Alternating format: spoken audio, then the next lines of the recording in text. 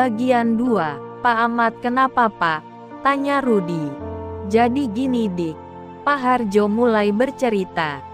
Bulan lalu, kira-kira jam 22 Ahmad kelelahan mendorong gerobaknya. Persis di tikungan ujung jalan sana. Dia ditemukan telentang tak sadarkan diri. Orang-orang tidak berani menolongnya. Kata orang roda gerobaknya terjebak di lubang. Dia berusaha dorong tiba-tiba mendapat serangan jantung. Saya masih melayani orang jualan di depan minimarket samping jalan. Begitu mendapat kabar saya langsung lari ke sana. Sampai sama Ahmad memang sudah tidak bergerak. Saat saya sampai mata dia terbuka. Dia meninggalkan pesan ke saya untuk disampaikan ke anaknya. Begitu selesai dia meninggal sambil tersenyum. Wajah Rudi berubah pucat. Dia ingat pertemuan pertama kali dengan Pak Ahmad tepat di lokasi yang sama seperti yang disampaikan Pak Harjo. Di tempat itu Pak Ahmad kesulitan mendorong gerobaknya dan Rudi membantunya. Rudi shock seketika dan tidak bisa berpikir lagi. Lidah Rudi berasa kaku. Sambil gemetar dia berkata, jadi selama ini saya ngobrol dengan orang yang sudah meninggal. Benar dikata Pak Harjo. Waktu itu Ahmad pesan ke saya.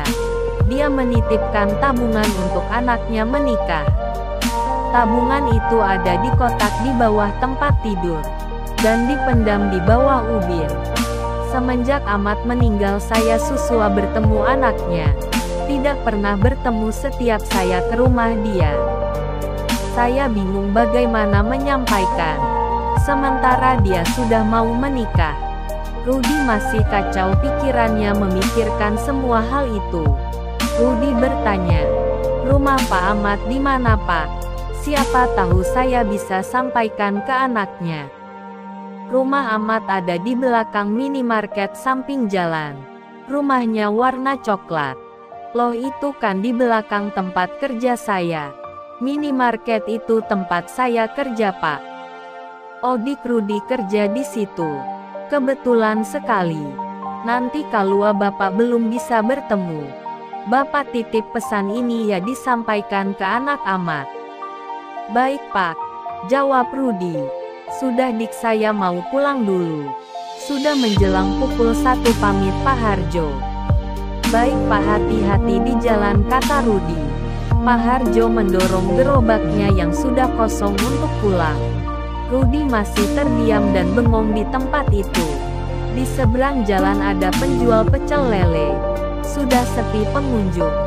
Saat mau pulang dia melewati penjual pecel lele itu. Dik-dik panggil ibu penjual pecel lele ke Rudi. Rudi menengok kemudian menghampiri ibu penjual pecel lele itu. Iya Bu. Ada apa tanya Rudi. Duduk sini dulu Dik sebentar. Maaf Bu saya sudah kenyang kata Rudi. Tidak Dik, duduk sini bentar saja. Ibu itu kemudian mempersilahkan duduk sambil memberi teh hangat. Gak perlu bayar. Gratis sambil tersenyum. Dik, ibu mau tanya, adik tadi ngobrol dengan siapa? Wajahnya nampak serius banget. Oh dengan Pak Harjo Bu, penjual nasi goreng. Dia cerita Pak Ahmad sudah meninggal. Tiba-tiba, prang, ibu itu menjatuhkan gelas yang ada di tangannya. Rudi kaget. Ada apa Bu? Tanya Rudi panik. Dik, Pak Harjo itu om saya. Saya biasa panggil dia Lik Harjo. Dia tadi apakah cerita Lik Ahmad? Iya Bu jawab Rudi. Lik Harjo dan Lik Ahmad itu sahabat dari kecil. Bahkan cari makan pun bareng ke sini. Meninggal pun hampir bersamaan. Rudi kaget setengah mati. Ah ibu jangan bercanda. Saya sudah kaget tadi mendengar Pak Ahmad sudah meninggal lama. Sekarang Pak Harjo juga sudah meninggal. Lama-lama saya gila Bu kata Rudi sambil cemas dan emosi. Dik jangan marah Dik. Memang benar kejadiannya seperti itu. Ibu akan cerita kejadiannya 2 bulan lalu. Waktu mendengar Lik Ahmad meninggal di jalan karena serangan jantung, Lik Harjo langsung lari ke lokasinya. Karena terburu-buru, saat menyeberang dia tidak lihat kanan dan kiri. Ada mobil kencang dan tidak sempat mengerem karena mendadak. Lik Harjo tertabrak mobil dan meninggal. Karena bersahabat, makam mereka berdampingan. Kepala Rudi tiba-tiba pening. Pandangannya menjadi gelap dan dia ambruk ke tanah. Pukul 5.30.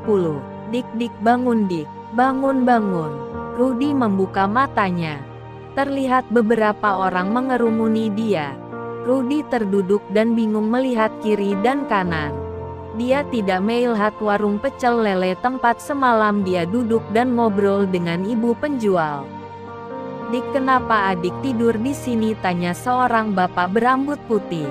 Saya Joko Dik, RT sini. Saya tadi dapat laporan warga yang habis pulang subuhan. Ada anak muda tidur di pinggir jalan. Saya langsung ke sini. Rudi bercerita. Semalam saya duduk di sini Pak, di warung pecel lele. Ngobrol dengan penjualnya. Namanya siapa Dik penjualnya? Potong Pak RT. Waduh saya lupa tanya Pak, jawab Rudi.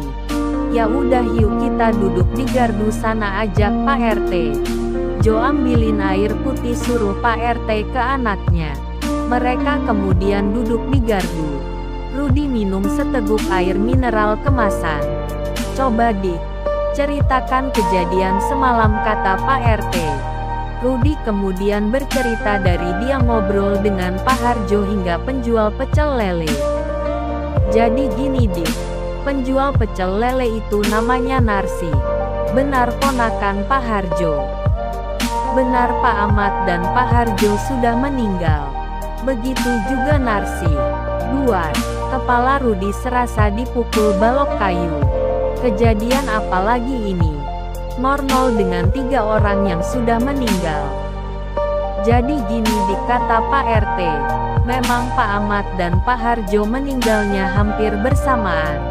Narsi meninggal minggu lalu saat mau ke rumah Pak Ahmad, mau ketemu anak Pak Ahmad. Dia punya penyakit pernafasan, tiba-tiba meninggal di jalan. Sebelum meninggal, di jalan saya sempat ketemu. Katanya mau sampein pesan Pak Ahmad ke anaknya. Saya gak nanya lagi pesannya apa. Jadi itu kejadiannya Dik. Sekarang adik lebih baik pulang dan istirahat dulu di rumah. Rudi berjalan ke rumah dengan kepala penuh pertanyaan.